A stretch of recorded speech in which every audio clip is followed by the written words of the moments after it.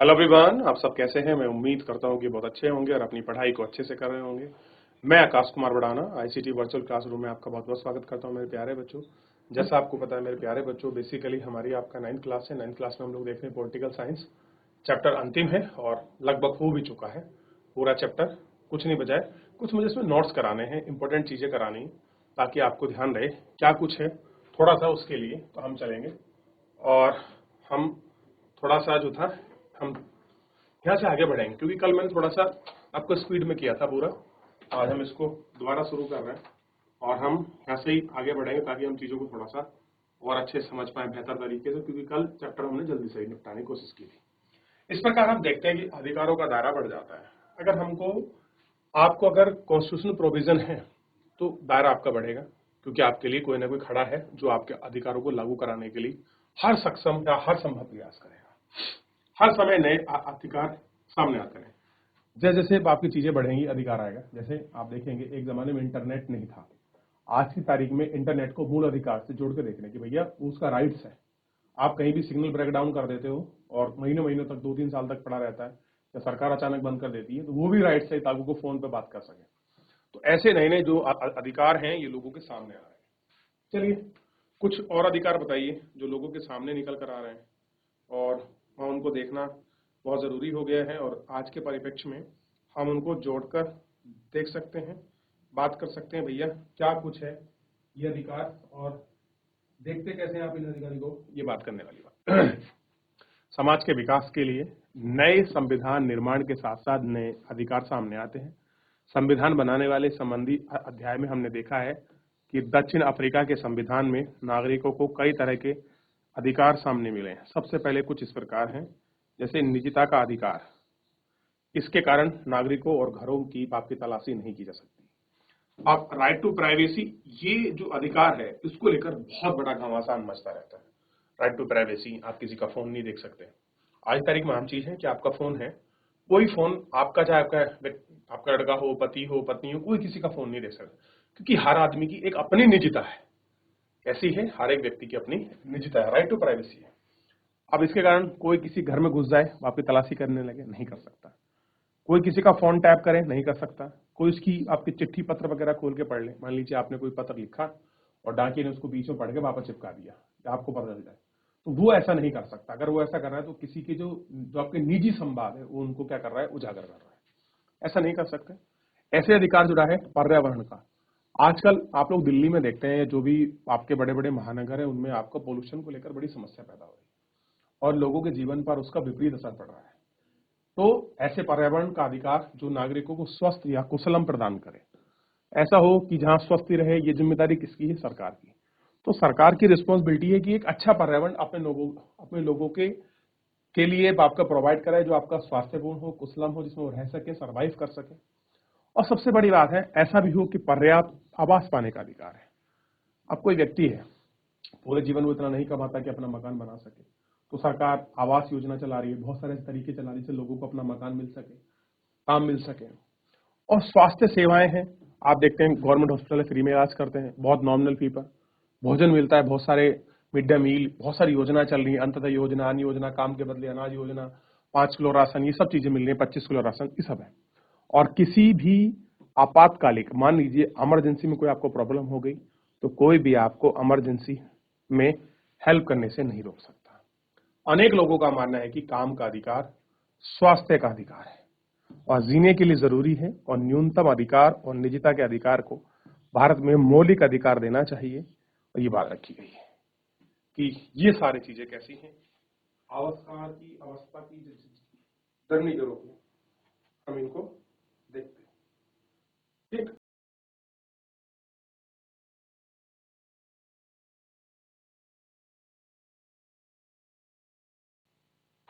चलिए, और आज हम लोग उन 6 मौलिक अधिकारों को विस्तृत से और देखने का प्रयास करेंगे। कल हम पढ़ चुके थे, लेकिन कुछ चीज हम पढ़ रहे थे, जैसे प्रतिज्ञा पत्र। आप लोग शपथ पत्र लगाते हैं बहुत जगह। नियमों और सिद्धांतों को कायम रखने के लिए व्यक्ति, समूह, देश वादा करता है। आप कहीं भर्ती में जाते हैं, कोई आपका डॉक्यूमेंटेशन होता है, कुछ होता है, तो आप एक शपथ पत्र लगाते हैं, इसको एफिडेविट कहते हैं, कि आप लोग एक एफिडेविट बनवा के लेके आइए। एक शपथ पत्र, स्टाम्प पर लिखा होता है, 10 रुपए, 20 रुपए, 30 रुपए, कोई रेट हो सकता है। और उस पर कहते हैं कि मैं ये आपको विश्वास दिलाता हूं कि मेरा नाम ये है, मैं फला जगह से निवासी करता हूं, जो भी जानकारी आपको उपलब्ध कराई है, मैं विश्वास से कहता हूं ये मेरी अपनी व्यक्तिगत जानकारी है, और भविष्य में कोई भी अगर जिम्मेदार होता है तो मैं अपनी जानकारी के लिए जिम्मेदार रहूंगा, ऐसे करके। दावा क्या होता है? सभी नागरिक, समाज और सरकार के किसी कानूनी या नैतिक अधिकारों की मांग है। दलित, ये हो गया दावा, यानी कि मांग है, ठीक है। ऐसी जाति में जन्मा व्यक्ति जो दूसरी जाति के व्यक्ति को छूने लायक नहीं मानता है। दलित को अनुसूचित जाति, कमजोर वर्ग और अनुसूचित जनजाति इसमें शामिल है। यानी कि आप किसी को देखकर ऐसा लगे कि हम किसी व्यक्ति को छू नहीं सकते, देख नहीं सकते, उसको हम अपनी जाति से अलग थलग मानते हैं, अपनी मूल विचारधाराओं से अलग मानते हैं, इस तरह से हम देखते हैं। अब इसकी जगह डिप्रेस क्लास आया है, दबा हुआ वर्ग। एक है जनजातीय समूह। अब अपने मानव जाति के समूह में एक ऐसा मूल समन्वय वंश है जो संस्कृति, आचार, विश्वास, धर्म के रूप में अलग है। अब आप देखते हैं कि आप अपने आप को देखिए, आप उसके बाद नॉर्थ ईस्ट जाइए, वहां के लोगों को देखिए, तिब्बती लोगों को देखिए, अफ्रीका जाइए, अफ्रीकन देखिए, मिडल जो एशिया के देश हैं, आप उन लोगों को देखिए, सबके फीचर्स अलग मिलेंगे, स्ट्रक्चर्स बॉडी का अलग मिलेगा, ठीक है, ये अलग है। और मेन है सम्मान। अदालत द्वारा जारी एक आदेश में किसी व्यक्ति को अदालत के सामने पेश होने के लिए कहा गया है। सम्मान है, समन, जिसको हम क्या कहते हैं, वारंट आया भैया, तो समन को इंग्लिश में क्या कहते हैं, वारंट। अवैध व्यापार मतलब अनैतिक काम, स्त्री पुरुष को खरीद को, ये सारी चीजें हैं। अब इसके बाद हम नोट में लिखेंगे और आगे पढ़ेंगे। भारत के प्रमुख मौलिक अधिकारों को हम देखेंगे। क्या बात करेंगे हम?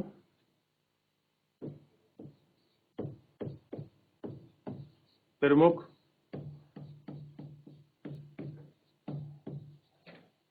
मौलिक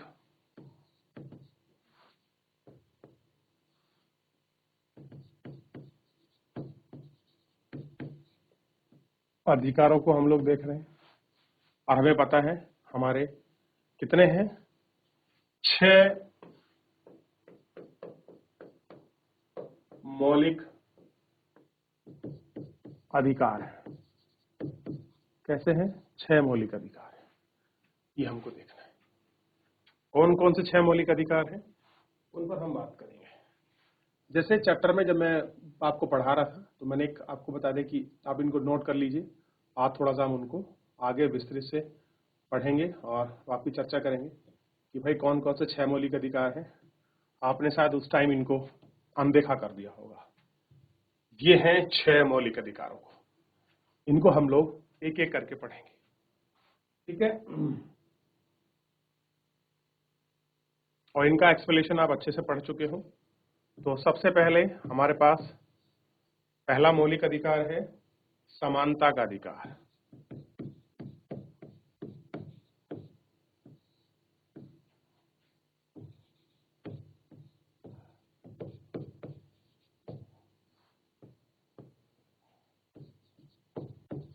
समानता का अधिकार कैसा है? समानता, राइट टू इक्वलिटी, क्लियर है। अनुच्छेद 14 से 18 कहां लिखा है? अनुच्छेद को मैं शॉर्टकट में लिख रहा हूं, 14 से 18। ये आर्टिकल है, जब आप लोग संविधान को पढ़ोगे तब आपको मिलेगा, फिर भी आपको ये याद रखना चाहिए।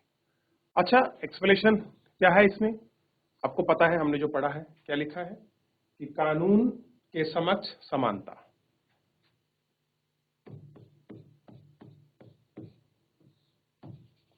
के समक्ष समानता, यानी कि कानून की समक्ष का मतलब वो सामने सब समान है, ये बात की गई थी। दूसरा क्या था, आपको पता होना चाहिए, कोई भी भेदभाव नहीं किया जाएगा। तो मैंने आधार बताए थे, जाति, धर्म, जन्म स्थान,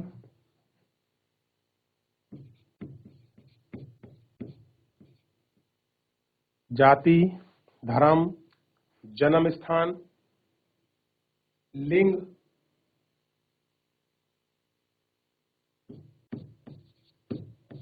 लिंग और नस्ल, यानी कि इसके आधार पर आप किसी के साथ भेदभाव नहीं कर सकते। नस्ल के आधार पर किसी के साथ कोई भेद भाव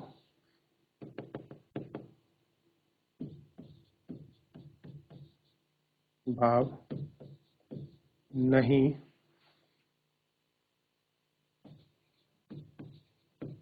किया जा सकता है। कोई भी किसी के साथ इन आधार पर भेदभाव नहीं कर सकता। कह रहे कि आप इस जाति के हैं, मंदिर में नहीं प्रवेश कर सकते, आप इस धर्म के हैं, नहीं कर सकते, आप इस धर्म के स्कूल नहीं जा सकते, आपका जन्म स्थान ये है, हम इसके आधार पर आपके साथ भेदभाव नहीं करेंगे। आप स्त्री या पुरुष हैं, आप इस नस्ल के हो, आप इनके आधार पर भेदभाव नहीं कर सकते। और इसी के साथ मिला है, इसी में अधिकार मिला है। और इसी के साथ ऐड होता है, आर्टिकल 16 में पढ़ेंगे, समान रोजगार या समान नौकरी का अधिकार। इसी में है समान नौकरी पाने का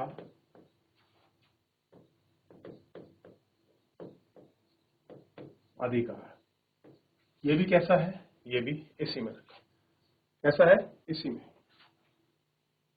क्लियर है, पहले नोट करिए, फिर उसके बाद हम बढ़ेंगे स्वतंत्रता का अधिकार। अभी आपने समानता के बारे में मैं दिखा दूं, कितना कुछ आपने पढ़ा है समानता के अधिकार के बारे में। ये स्वतंत्रता, इससे पहले समानता था, ये पढ़ रहे थे ना, पूरा एक्सप्लेनेशन मैंने आपको करके दिखाया है कि संरक्षण है, किसी को अधिकार नहीं चाहिए, कोई राजा हो, प्रधानमंत्री हो, कोई मंत्री हो, सबको कैसा है, कानून बराबर है, अदालत आपका समान सरकार है, चाहे कोई किसी भी पद पर रहा हो, ये सब चीजें इसमें रखी गई है। क्लियर है, तो ये अधिकार है, इतना आपको याद होना चाहिए, एक व्यवहारिक पक्ष के रूप में याद हो, इसलिए मैं आपको लिखवा रहा हूं कि भाई आप लोग थोड़ा सा इसको याद रखना चाहिए, इसलिए मैं आपको लिखा रहा हूं समानता का अधिकार। क्लियर है, याद रहेगा इतना, लिखिए, फिर आगे बढ़ेंगे।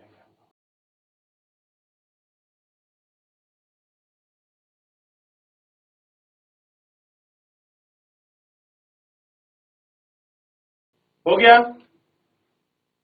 आगे बढ़े।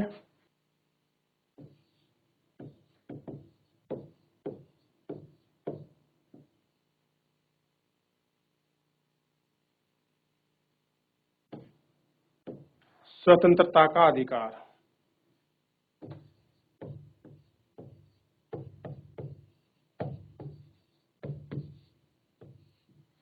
अनुच्छेद 19 से 22।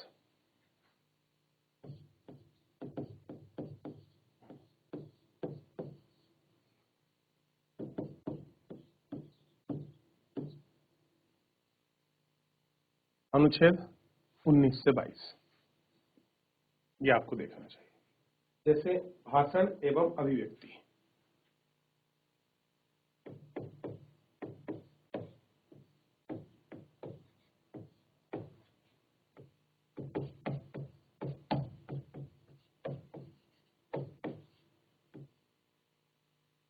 भाषण एवं अभिव्यक्ति स्वतंत्रता इसमें दी गई है। ठीक है, सभा और संघ बनाने का अधिकार,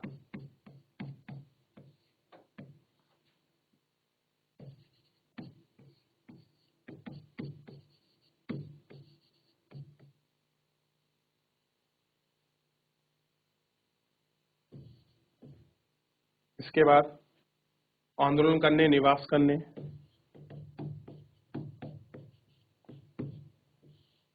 आंदोलन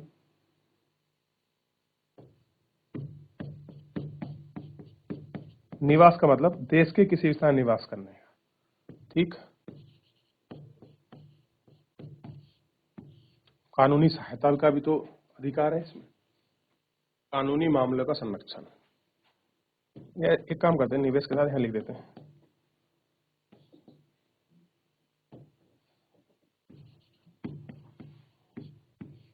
कोई भी पेशा करने का अधिकार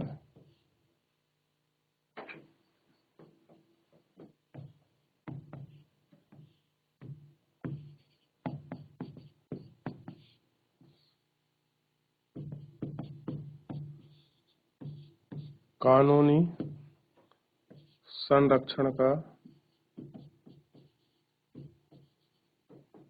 अधिकार।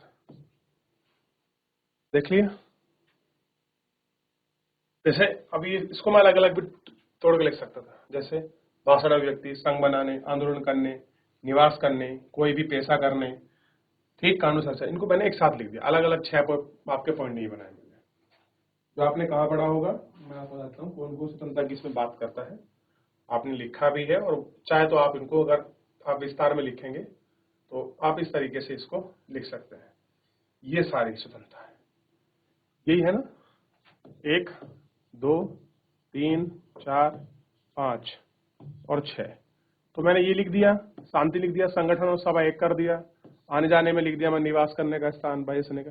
आप ये भी लिख सकते हैं, मेरे हिसाब से तो ज्यादा अच्छा यही रहेगा कि आप ये वाली हेडिंग दे रहे हैं इतनी, और ये हेडिंग देने के बाद आप ये सारे पॉइंट बनाकर लिखें, जितने भी ये पॉइंट हैं आप इन पॉइंटों को अच्छे से लिख लीजिए, ठीक है, ठीक, इनको लिख लीजिए।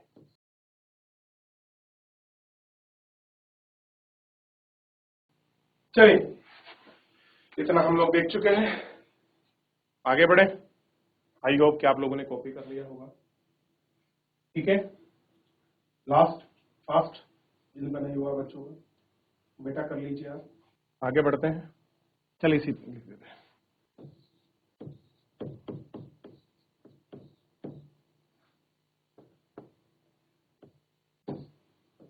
शोषण के विरुद्ध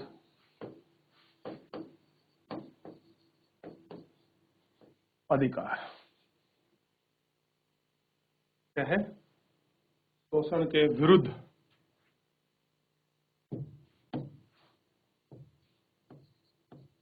अधिकार, अनुच्छेद 23 तथा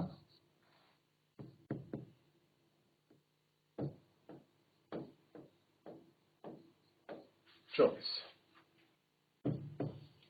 काय का सा अधिकार है उसमें प्राप्त है? सबसे पहले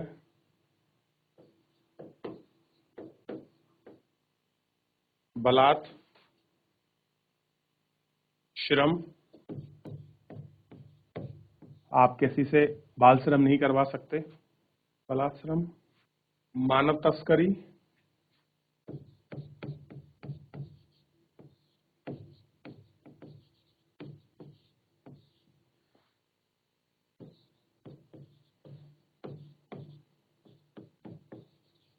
खतरनाक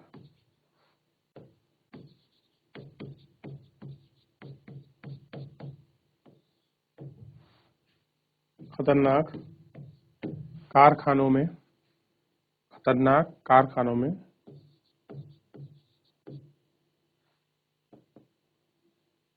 हमें 14 वर्ष से कम आयु के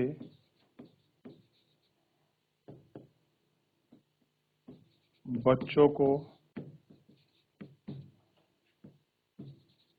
काम करने पर रोक। ठीक है, आप जबरदस्ती काम नहीं करा सकते। और इसी में लिख सकते हैं मानव अंग व्यापार निषेध है।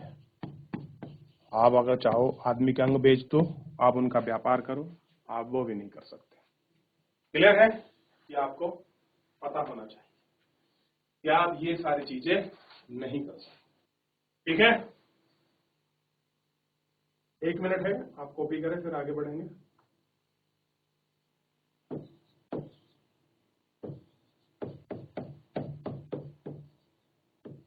धार्मिक स्वतंत्रता का अधिकार।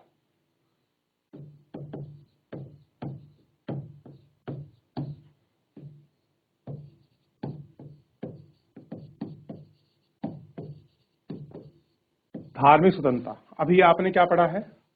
शोषण है। कहां तक है देखा आपने? तो ये कितना होगा, ध्यान दीजिए, 24 तक था। ये होगा, क्या लिख देता हूं, अनुच्छेद 25 से 28 तक। याद रहेगा? क्या क्या इसमें प्रोविजन है, थोड़ा सा हम उन पर नजर डालते हैं कि धर्म का पालन करने,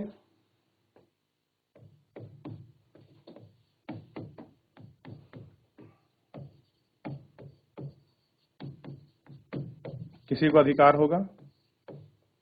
अच्छा, धर्म का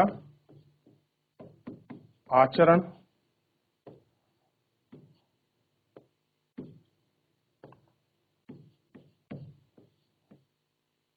आचरण करने, आप धर्म का जो आचरण आपको करना है वो आप करिए।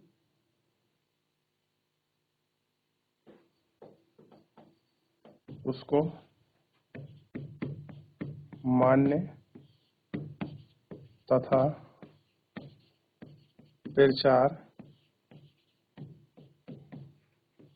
करने का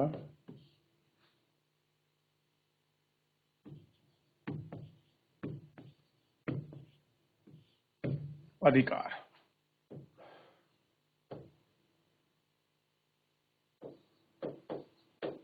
उसका प्रबंध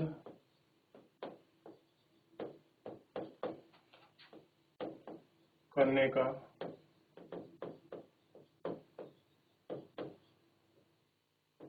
अधिकार। ठीक है, और उसके बाद सांस्कृतिक एवं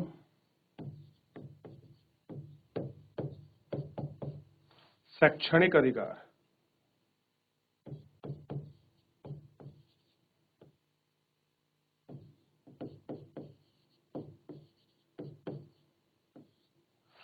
ठीक, और अनुच्छेद 29 से 30, ये कितना है, 28 तक है, ये 29 से 30 हो जाएगा। इसमें क्या होगा, भाषा, लिपि, संस्कृति का संरक्षण,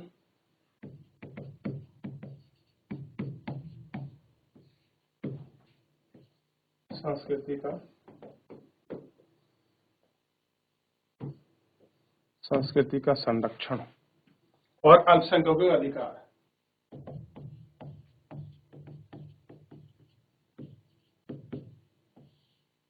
अल्पसंख्यकों को शैक्षणिक संस्थान स्थापित करने का अधिकार। शैक्षिक, शैक्षणिक, शैक्षिक लिख लीजिए, शैक्षिक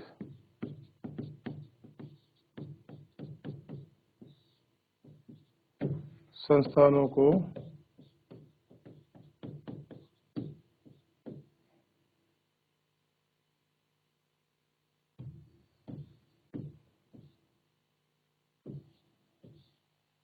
स्थापित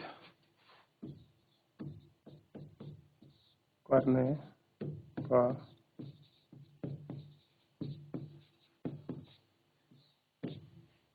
अधिकार। लिखिए, देख लिया इतना। एक आखिरी बचा है,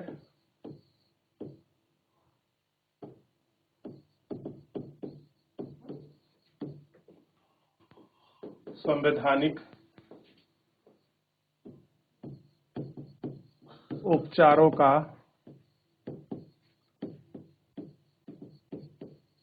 अधिकार, और बड़ा इंपॉर्टेंट है ये अनुच्छेद 32। सब डरते हैं इससे, ठीक। ये मोस्ट इंपॉर्टेंट है, याद करना अति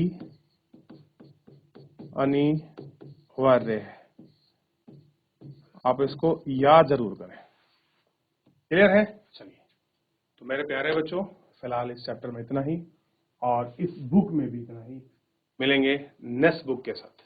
कोशिश करूंगा कि कल मैं कुछ उसको एक्सप्लेन कर दूं, आपके मैसेज के ऊपर डिपेंड करता है। चलिए, तो फिलहाल आज के इतना ही। धन्यवाद।